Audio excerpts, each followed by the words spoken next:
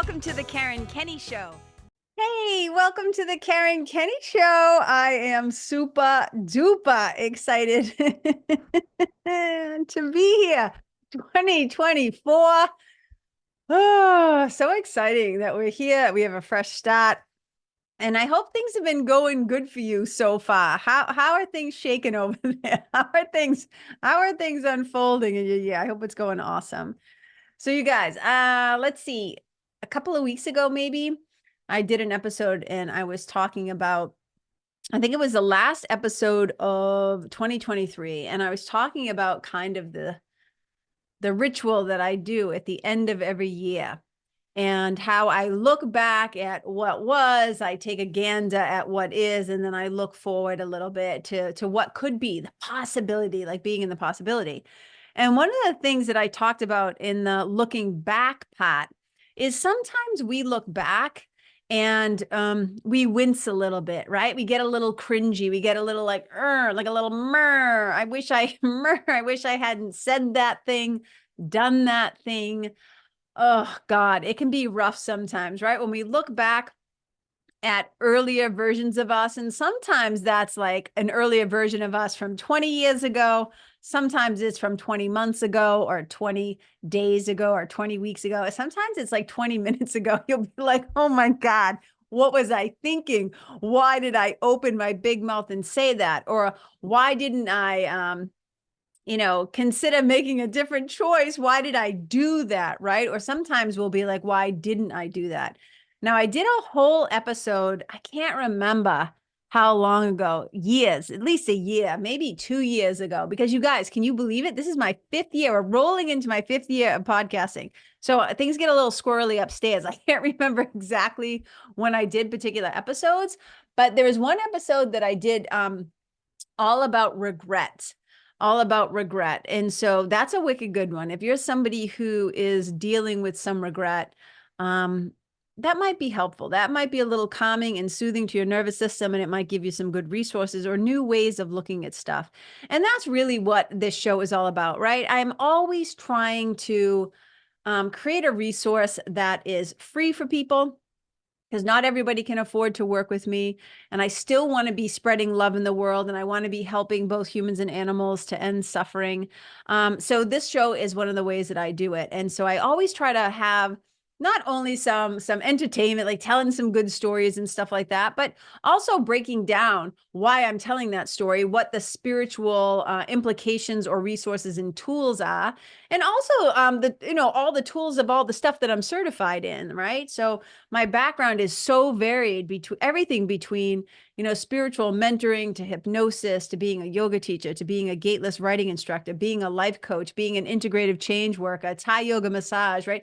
I pull kind of like all the stuff of my life, being a storyteller, being a speaker, being a writer, being a podcast host, right? So I just kind of pull from all the different internal resources that I have, and then also external stuff. And I like to share with all of you. So first of all, thank you so much for listening. Now, today I'm going to talk about, it's kind of in line with that regret thing, but it's called healing past mistakes.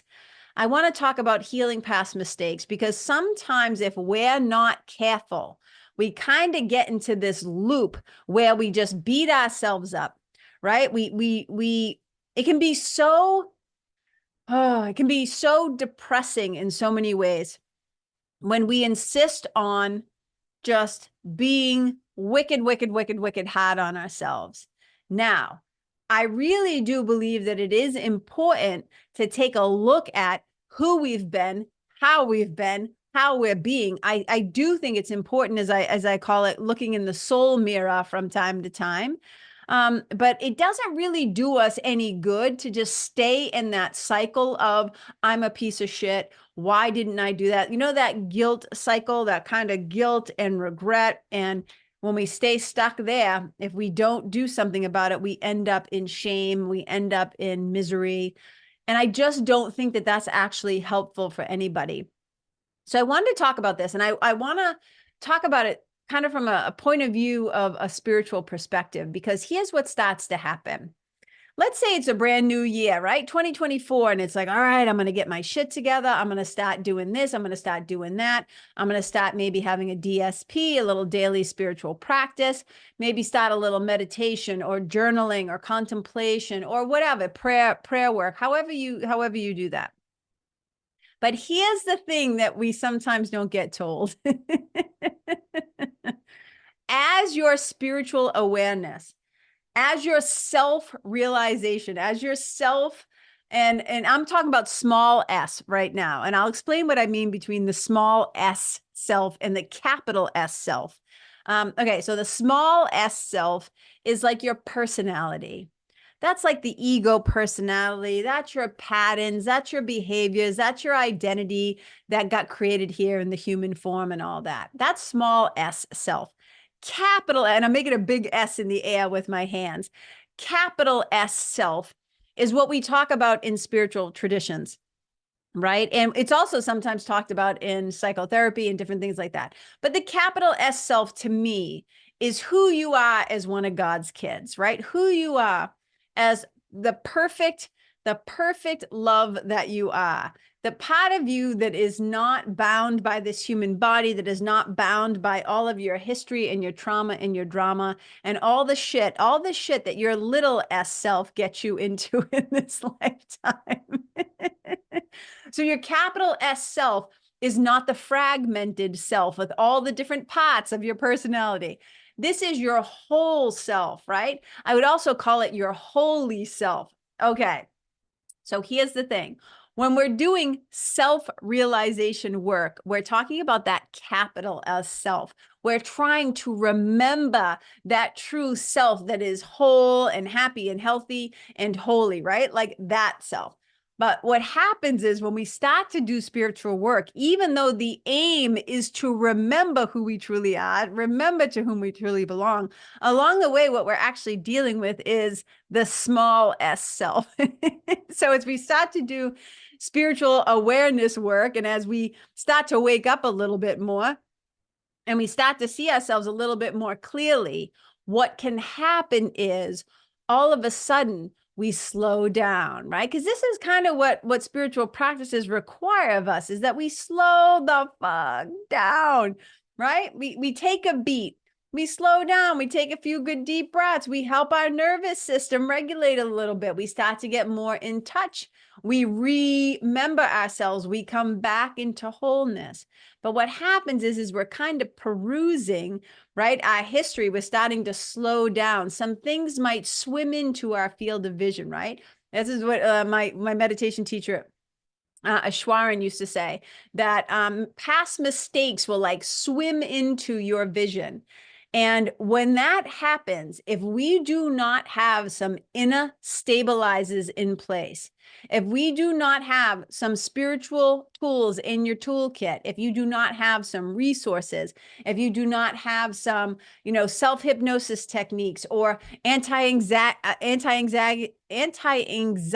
tools, etc., if we don't have those things, these ways to regulate our nervous system, what will happen is when those past visions dawn on us, when all of a sudden we're like, oh shit, I was not a nice person.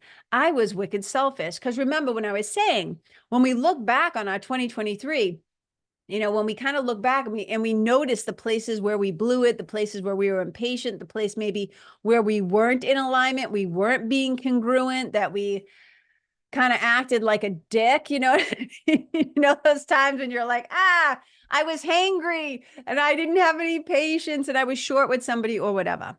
What can happen is if we don't have any tools in place, any resources, if we're not able to resource ourselves, when we become aware of our past mistakes, they can become all consuming. Right? It's like that record that's skipping, or when you have your songs on loop, when you're out for a run, and they'll just keep playing and playing and playing. If you've ever had an obsessive thought, if something ever happened, like somebody said something to you or did something to you and you were enraged by it, you start to feel that righteous anger and you keep playing it and playing it in your head. Oh man, that is not good, because we can become consumed when we're doing this to ourselves about our own past actions, choices, words, behaviors, whatever, we can become consumed with guilt. We can become consumed with regret. And at times like that, when we are kind of getting sucked under the undertow of our own self-loathing, the undertow of our own self-hatred, right? When we are not able to practice compassion and kindness for ourselves, it can be really, really, really wicked hard, because we will sit around and we will replay the video in our mind. We will replay the words that we said that we wish we didn't say. We will take all of our attention and we will focus on the ways that we blew it and the ways that we just screwed it up. You know what I mean? And the ego mind can become fixated on dwelling on a problem, dwelling on what we did or what we said or what we didn't do. And we want to analyze it. We want to break it down. It's like all this attention, all this energy. This is not loving energy. This is the ego's desire, because this is one of its number one jobs. The little ego, the little bastard of an ego, it loves to keep you guilty. It loves to keep you wrong. It loves to keep you sick. It loves to keep you obsessed in a negative way. And really what it's trying to do is it's trying to keep you separate. It's trying to keep you from being, as I would say, reunited, reunited, and it feels so good.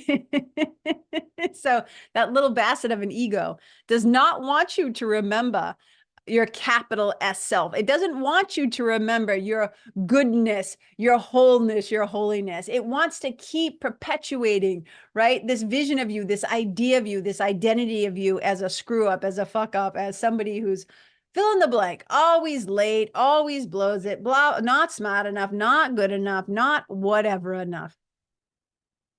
There's no winning. There's no winning with that little ego.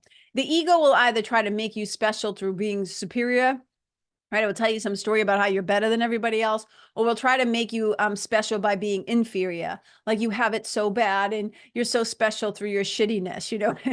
Neither one of those is fun. Nobody wants to hang out. Nobody wants to hang out in either one of those, right? All right. So here's the deal. If we find ourselves dwelling on past mistakes, how do we heal them? You might be wondering, like, what can I do to help myself get off that obsessive track? Now, one of the things, and I've told this story before on here, and it's not necessarily my story, but I can't, I can dig into the old backpack of stories and probably tell you one of my own. But this is something that Ishwaran says. My teacher Ishwaran. I mean, he's dead. He's not around. He's been dead for a long time. But he lives on. He lives on in my heart and through his books and all that stuff. Okay. This is one thing that he says that can be very consoling. And I love this little story. I'm going to read it to you, his exact words, because I think it's so funny. But here's the thing. Okay. Let's say you did something wrong. Let me just set a scenario. Okay. Let's say, set the scene. So let's say you did something wrong to somebody. Okay. You are not at your best self. And you know that you've hurt them, because that's, again, remember, that's one of the things when you start to do spiritual work, when you start to do personal development work, when you start to take a look at your mindset and how and who you've been, right? You might start to discover that there are some things that you did and some people that you hurt. And you're not always going to be able to say you're sorry to them. You're not always going to be able to apologize, and you're not always going to be able to make amends in the way that you might want to. It's unfortunate. Now, if you're able to do that, we'll talk about that in a little bit. But let's start here. Let's just say, because this can be something that really troubles a lot of people. And I always hear when people talk about this, they often lead with the people that you can still talk to or make amends with, the people who actually do want to forgive you and stuff like that. But let's flip this around. Let's keep it interesting. And let's start with the people maybe who, for whatever reason, you can't go back to them. You can't make it right. And I love this little example that Ishwaran gives. So I'm just going to read it directly here. He says, if when you were in Milwaukee, even just the fact that he chose Milwaukee just cracks me up. Okay. If when you was it Laverne and Shirley supposedly set in Milwaukee? Am I pulling that out of my ass and making that up? Somebody, some loyal listener, will you send me a little note and let me know? Okay. If when you were in Milwaukee, you happened to say something insulting about your girlfriend's dog, why would you ever want to say something insulting about somebody's dog? Okay, but let's say you did. He says it's not necessary to go to Milwaukee and find your old girlfriend or her dog to make amends. He says, now listen to this, like dial in now, because here's the solution. This is the solution, right? He says this: every dog you treat with kindness will be a proxy for that dog. So, in human terms, right? If you have treated a particular person badly, even if you can no longer win that person's forgiveness, you can still win the forgiveness of yourself, of the Lord of love within, he says, by bearing with others who treat you badly. Now, I want to put an asterisk here. He's not talking about staying in a abusive relationship. He's not saying like hanging out with people who treat you like shit. I think what he's implying here is that there will be times when other people maybe are impatient with you, or maybe a little quick to judgment with you or whatever. And what he's saying is you bear with the people who maybe are going to give you a hard time, right? Part of that is by not lashing out and not whatever.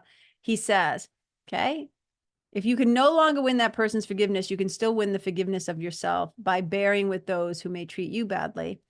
And again, badly with a big asterisk there. And doing your best never to treat anyone else badly again. And that to me is the crux of this, okay? You screw up, you do something wrong. Let's say that person doesn't want to hear from you again, doesn't want to hear your apology, doesn't want your bullshit, right? They're over you, they're done, they're like, beat it. And you're walking around because you're like, I need to say I'm sorry, I need it. Well, if it's not possible to do it with that human or that animal or that situation, what you do is you choose to take that energy. And I would say this is the work of transforming it from fear to love, right? You take that shame, you take that guilt, you take that regret, and the way that we kind of polish it, the way that we kind of smooth off that rough edge is going forward. You are kind to other animals. You are kind to other humans. You own your shit from that day forward, right? Like you make amends and you apologize to all the other people. You become of service, because you might not be able to heal it with that one individual being, but you can change yourself. You can get rid of that guilt and that regret. I mean, there's a whole process you can do about like really owning it, but we're going to get into that. I'm going to do a whole other episode on how to actually do a good apology, because most people suck at apologies. And some people don't even like to apologize, right? And a lot of times you're like, why? Like, what would it cost you? Like, why won't you just apologize and own what you did, right? So I'm going to do a whole other episode on apologies. And I think I'll do a whole other episode on forgiveness as well. But I just want to stick here about healing some of these past mistakes. Okay. I love what Ashwaran is saying here, because it's also really in alignment with one of my favorite saints. You guys have heard me talk about St. Francis of Assisi. St. Francis of Assisi was just the balls. He was the patron saint of animals and the environment, and he was a really humble man. And one of his lines in his famous prayer, it says, "It's in pardoning that we are pardoned." Right? It's basically saying it's in forgiving others that we are forgiving. Like we are getting forgiven, right? It's in forgiving others that we are forgiven. And so there's something very powerful about being able to do that. And Ashwaran also says this. He says, whatever we've done, we can always make amends for it without ever looking backwards in guilt or sorrow. Now, I want to be clear here. It doesn't mean you don't do the initial look back. We have to do that. That's part of spiritual maturity. That's part of personal development work. That's part of spiritual work is you slow down. You take, as they say in 12-step programs, a fearless moral inventory, and you look at the places where you blew it. You do look back, but what you don't do is just stay in that cycle of guilt and shame and, regret and all that stuff. That doesn't help anybody. It certainly doesn't help you. But if you're stuck in that cycle of looking back and making yourself wrong and all that stuff, then you're not getting busy fixing shit and moving forward. You are not in the business of transforming and getting it right, moving ahead. And that's where the real work is. So, when people will say like, okay, so how do I do this? How do I actually make amends for, or basically, how do I not look back and dwell on all this stuff? Okay. Number one, you can't fix something that you don't. I talk about this with my clients, right? I have the 4 steps to lasting change, to creating lasting change. And the very first thing is to have awareness. You got to have awareness. You got to be awake enough and paying attention enough to notice that you did something wrong. And I think so many people, why they actually make a mistake in the first place, why they're like when their mouth gets ahead of them or their actions, like they get triggered and they react out of fear rather than responding and actually making a choice out of love, it's because they're moving too damn fast. So number one is we just want to slow down, because it's in the slowing down that we can actually recognize like, oh, I blew that. Like, oh yeah, I was insensitive. I was impatient. I was stingy with my love. I was harsh with my words, whatever. So slowing down is a really big one. And then paying attention and noticing.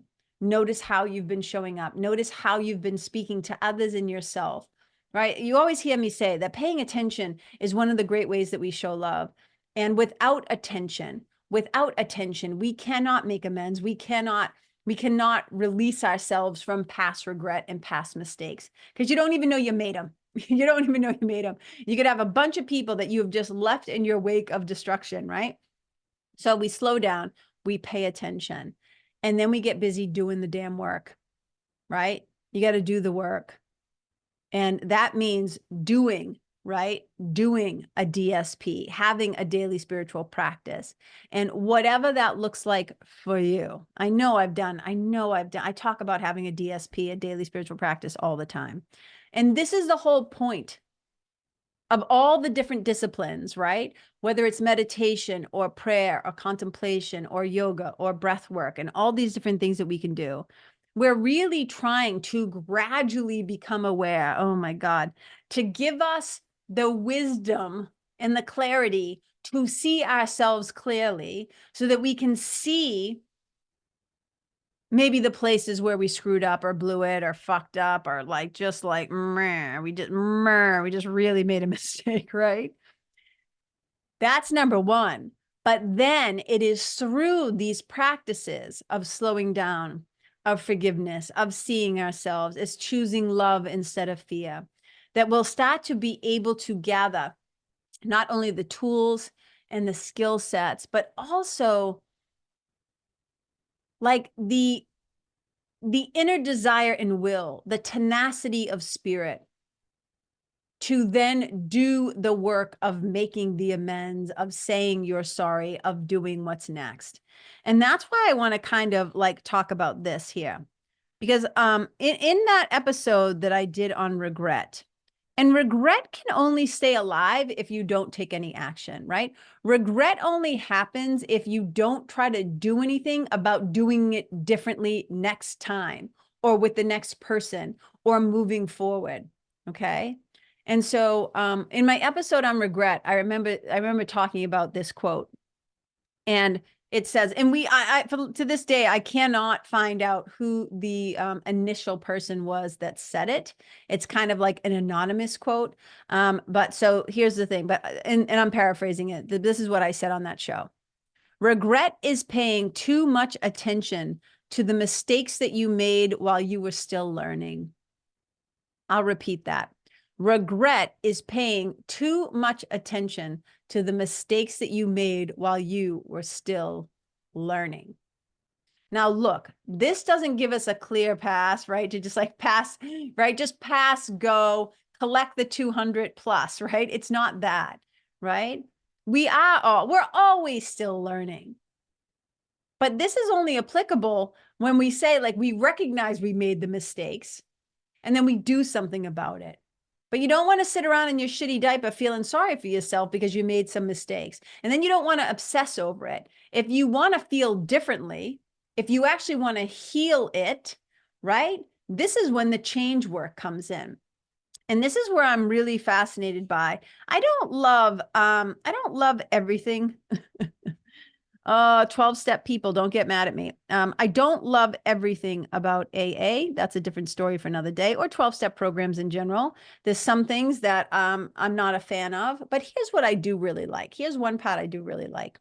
So if you're not familiar with like AA, NA, all these different things, I was never in AA or anything like that. I did go to its sister program, Al-Anon, which can be wicked helpful.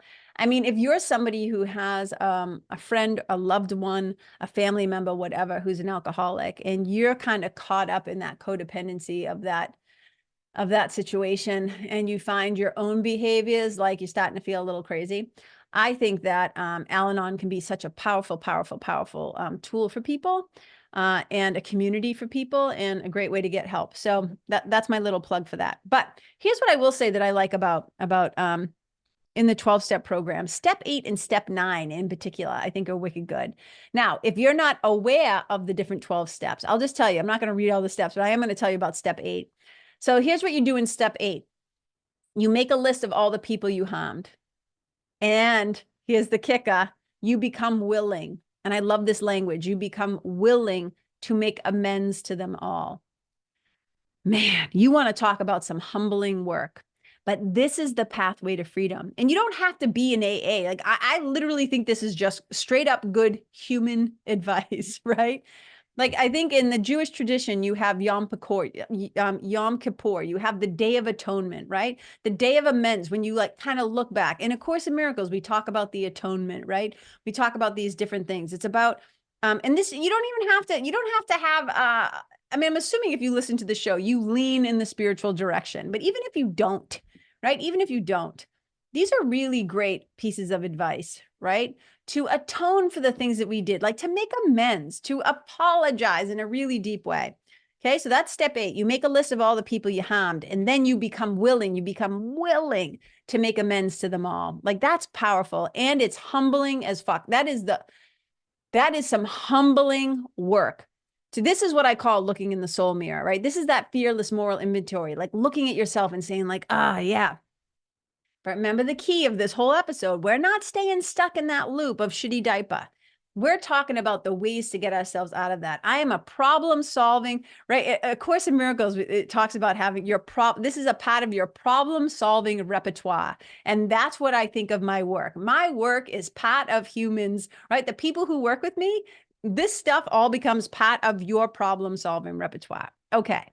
Now here's step 9. Step 9 says, to make direct amends to such people wherever possible, except, and this is wicked important, pay attention, except when to do so would injure them or others. Okay, these are important.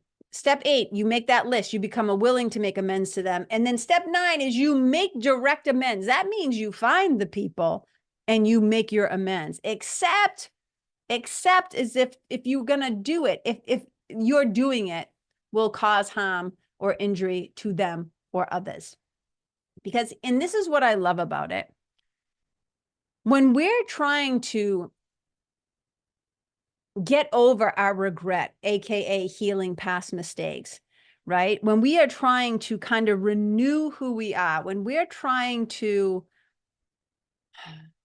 recover a sense of self, capital S self, when we're trying to reconcile our humanity and our clumsiness and our trespasses, right? All the things that we do to each other. This is a gradual process. This stuff takes time. You know, that's why I don't make big ass promises in the work that I do with people. Meaning, I'm not like, hey, do this for 3 months and healed, right? Like you're healed. Like, no, I know the amount of time and energy and effort it took to getting people into their screwed up situations, right? I know it takes time to dissolve old patterns, old habits, old identities, old stories that you tell, old ways of being. What I can say is, as they say in these kinds of programs, it works if you work it. If you do the work, I am telling you, if you do the work, it works. And it's a process. And you've got to be willing to commit to it. And even this right here is a process. Because a lot of people, and we'll talk about this when I do my episode on apologies. So many people just like to say, I'm sorry. Right? But this, what I'm talking about, how we heal from past mistakes, it's more than just words. This is like changed behaviors. This is changed behaviors. So when you think about this, right, like, how do you free yourself from the prison of your own self-loathing, of just ruminating on all your past mistakes? How do you heal it? Step one, you recognize you did something wrong, and then you go back. And like I said, I'll dive more into this when we into apologies. But you want to think of this as to use more than just your words. You want your actions to demonstrate your new way of being. You don't want it to just be fluff. And look, some people, well, again, won't be willing to accept your apology. They won't be willing to accept you saying, hey, I'm recognizing I did this. They might not want nothing to do with you. And if somebody doesn't want anything to do with you, and you tie your worth, your goodness, your lovability based on whether or not they extend their forgiveness to you, you're screwed. Because we can't control other people. We can't control whether or not they forgive you or don't forgive you. If they want to hear you out, they don't want to hear you out. And here's another thing. Sometimes you might have done something wrong and that person is now dead or living somewhere else and you have no way of contacting them. And if you're not careful, man, that shit, if you just keep playing that track in your head, it eats away at you slowly. So it's like death by 1,000, paper cuts. It's like, in Alfred Hitchcock's The Birds, and the birds are just like pecking, pecking, pecking, pecking, pecking. Whenever I see crows, and of course it makes me so sad to see any dead animal, but when I see, crows on the side of the road, like pecking at something, I'm always just like, oh, that's how it feels sometimes when when you don't have any tools to quiet your mind, when you don't have any internal stabilizers, it can feel like you're just getting pecked to death by your ego and your guilt and your regret and your shame. And we could do a whole other episode on shame as well. But here's the thing. You want your actions to demonstrate, right? Whether you can say these things, whether you can say the words, I'm sorry, and do a good apology to somebody or not. Sometimes you can't take it back. It is what it is. But what you can do to absolve yourself, what you can do to heal that past mistake is to be different moving forward. So that what you do and what you say are congruent. That you can move in like a positive general direction of healing by taking intentional steps to do better next time, to be kinder next time, to be of service to others. That's how we slowly heal that wound, And, it's important to remember that most people are really good people. They just happen to have made some bad decisions. They happen to have got caught up in some way, somehow, and they made some bad choices that did not reflect who they truly are. The essence of who they truly are, that capital S self. So our little S self, that little small ego bastard, is always tripping us up. It's always getting in the way.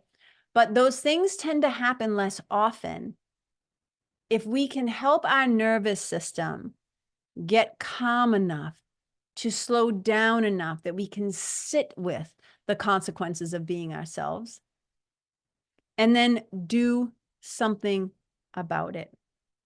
because you can control. You might not be able to control whether a person is alive or dead. They'll hear your apology or not. They want to rekindle and heal the relationship, or they don't. We don't have any say over that a lot of the times, but we can control ourselves.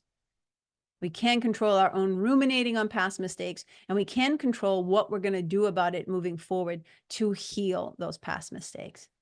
So you guys, I hope that this was helpful in some way, right? I hope it was helpful in some way. And remember what Ashwaran said, because I think that this is really important. He says you might not be able, right, to win a person's forgiveness, but you can still win the forgiveness of yourself. And we can dive more into this in another episode, but that's really important, right? Acknowledging your own self-worth, that you're not a bad person. You just made a bad mistake. You made a bad choice. And you probably did it out of your own, trauma, your own drama, your own moving too fast, or whatever it is. But we got to own that part. We don't get to sweep it under the rug. This is what spiritually mature people do, emotionally mature people do. People who have, their big three, their core values in place. Right? I always say, what do I always say, you guys? You got to own both your brilliance and your bullshit. And owning your bullshit doesn't have to be, it's so interesting. I think a lot of people don't want to have to look at that because their egos feel so threatened. Their egos feel so fragile. We are all works in progress. None of us are getting it 100% right every single day. So having tools to heal past mistakes, to make amends, to do these things are so vitally important in our relationships, in our problem-solving repertoires. That's a good podcast episode too. Problem-solving repertoires. All right, you guys. So I hope that this was helpful in some way. Did you notice the new artwork yet? I'm so excited. We have new artwork. We have a new intro and a new outro. I want to thank my sweetie, Chris Lesta, for doing that for me. Doing the music, I mean, the intro and the outro. The artwork I did myself. I got a little feedback from my friends, KT and Emmeline. So thank you to them as well. And you guys, I have a lot going on in 2024. Okay. So if you missed the last couple of episodes where I was talking about IBS, irritable bowel syndrome, I now offer a gentle and effective hypnosis protocol for helping people with irritable bowel syndrome. Go listen to those episodes. 1 in 5 people have it. So I know a bunch of you who are listening right now, somebody, and it might even be you. It might be you right now who's hearing my voice. It is like, oh my God, me, I have digestive distress. I think I have this digestive disorder. You might know because you might be officially diagnosed, or you might suspect. And if you're somebody who has been diagnosed with IBS and you know that you have irritable bowel syndrome, then and you're looking for ways to help yourself, this is a really powerful protocol. So I'm doing that. I'm also, I have space right now for a couple of one-to-one clients, spiritual mentoring, life coaching, hypnosis, right? I roll that all together in the Quest. And the Quest is now actually a month longer. It's a 4-month program now. And it's like $1,000 cheaper than it used to be. So it's like, now's the perfect time. If that's something you've been thinking about doing, to do. And then I also have a hat-to-hat day, which is you can do some spiritual mentoring with me just over Voxa. If you don't know what Voxa is, it's a little voice and messaging app. I'm waggling my phone at you guys. So you don't even have to get on a video call. It's like having a coach in your pocket. And all that stuff, all these things you can find on my website, KarenKenney.com. And if you're interested in IBS, it's just KarenKenney.com/IBS. If you're interested in the Quest, it's just KarenKenney.com/Quest.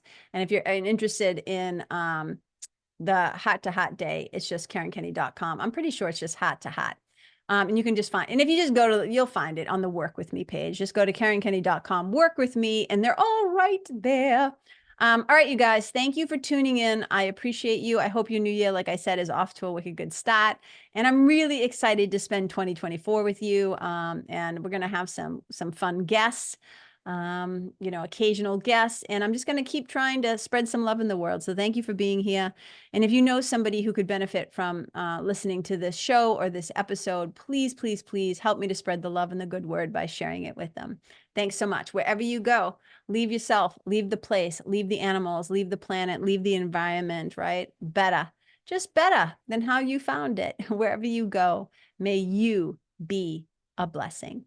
Bye. Hey, thanks so much for listening to the show. I really love spending some time together. Now, if you dig the show or know someone that could benefit from this episode, please share it with them and help me to spread the good word and the love. And if you want to be in the know about all of my upcoming shenanigans, head on over to karenkenney.com/sign up and join my list. It'll be wicked fun to stay in touch. Bye.